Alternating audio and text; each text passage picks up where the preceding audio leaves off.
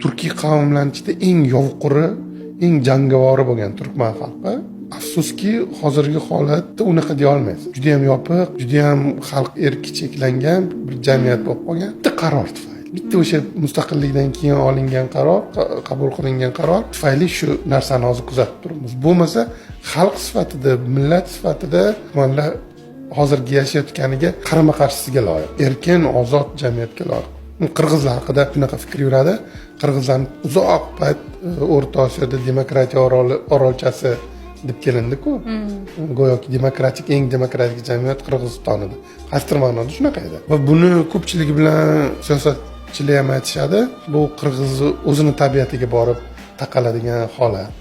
Chunki juda erksevar millat bo'lgan, juda mag'rur millat bo'lgan. Lekin turkmanlar qirg'izlardan ko'ra karrasiga erksevarroq va mag'rurroq millat bo'lgan. Nimaga ishonib asoslanib bunaqa deyapsiz desangiz, rus bosqini paytida Markaziy Osiyoni, Turkistonni ruslar bosib olayotgan paytda eng qaqshatqich qarshilik turkmanlar tomonidan bo'lgan va umumiy o'zini xalqi o'sha adabiy merosidan, udumlaridan ham bilasiz, shu yovuq millat bo'lgan.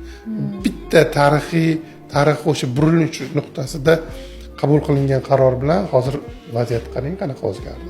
Va balki butunlay o'zgaradi.